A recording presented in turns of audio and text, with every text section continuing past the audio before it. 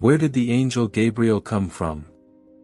The angel Gabriel, who told about the coming of Jesus' birth, who protected Abraham from a hot fire, who supported Moses during battles with the Egyptian magicians, who brought down an army of 185,000 soldiers in one shot, and many other events we didn't know.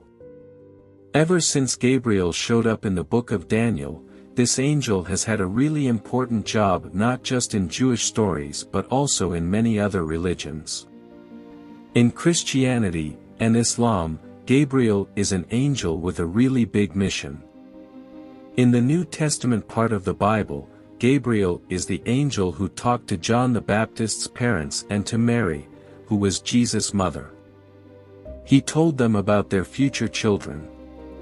In the Quran, which is the holy book of Islam, it said that Gabriel is the one who brought messages from God to Muhammad. In the Islamic stories, Gabriel is really respected as a messenger. There are a lot of tales in Islamic writing where prophets were helped by Gabriel when they were having a hard time. To start learning about Gabriel's story, we need to go back to a big vision that was in the book of Daniel. This happened during the time when King Cyrus was ruling in Persia. It was his third year as king. Daniel saw one of his important visions, and it happened by the beautiful Tigris River.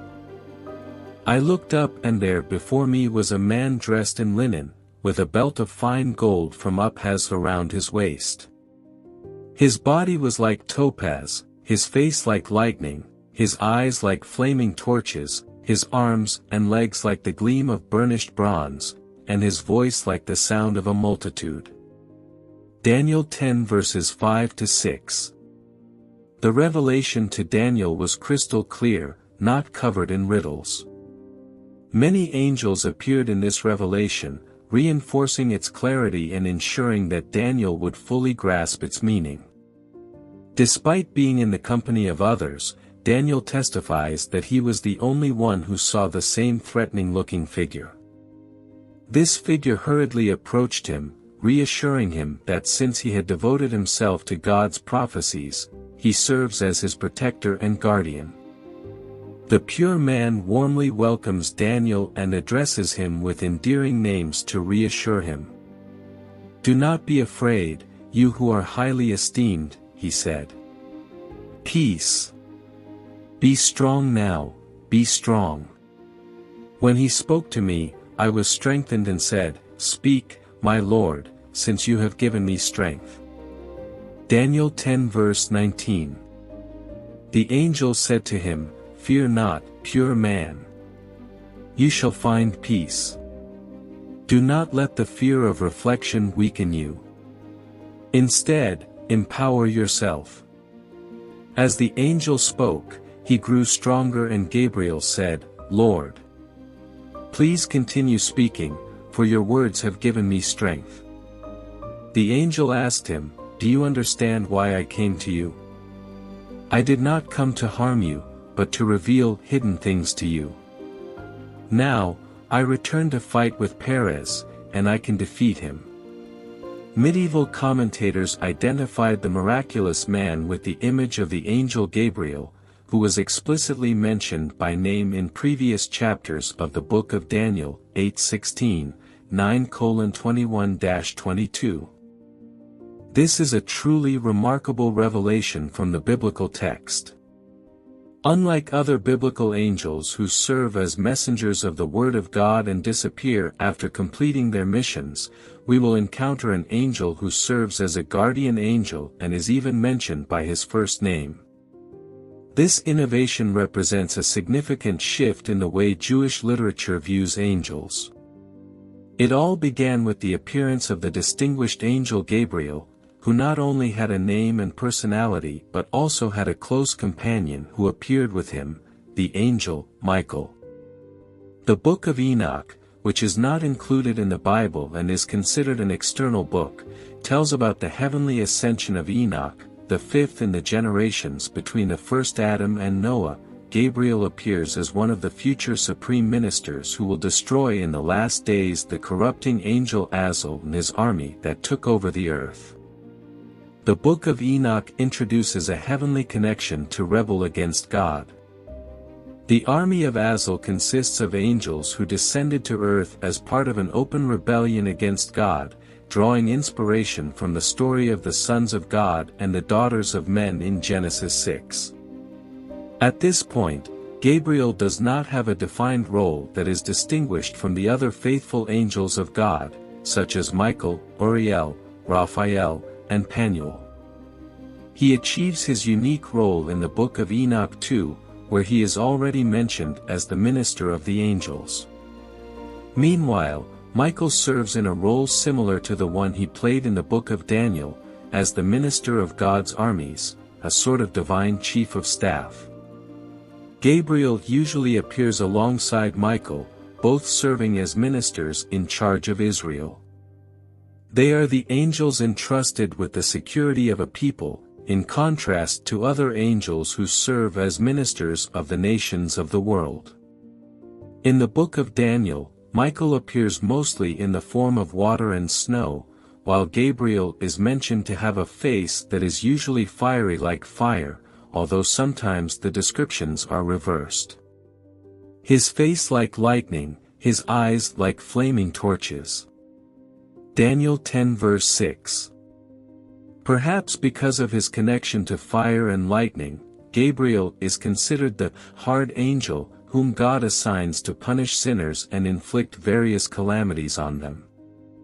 He reveals himself as the destroyer of Sodom, the city of sinners, and strikes the army of Sennacherib, an army of 185,000 soldiers overnight in the war against Jerusalem.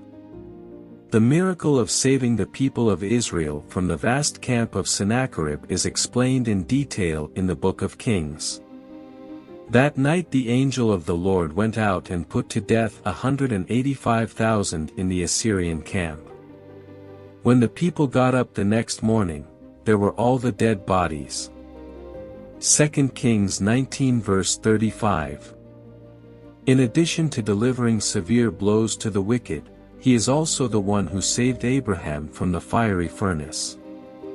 As Nimrod threw Abraham into the fiery furnace, Gabriel spoke to God, saying, "God, I will descend and swiftly rescue the righteous Abraham from the flames." God answered him, saying, "I am alone in my world, and he is alone in his world. It is through his faith that Abraham the righteous has chosen me, and I alone am here to save him." Suddenly, there was a tremendous noise in the sky. In an instant, God descended from his glory and personally saved Abraham. Astonishingly, Abraham remains unharmed within the furnace. When Nimrod saw what was happening, he immediately ordered him to be taken out of the furnace. Abraham emerged and stood before Nimrod, and all the people present with Nimrod bowed down before Abraham. Abraham humbly expressed to them, "I am nothing. It is not me whom you worship, but rather, believe in the God of truth who resides in heaven."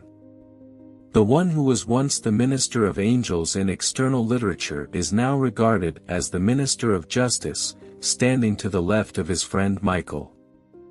And in almost every dramatic turn related to the heroes of the Bible, he is mentioned as a helper.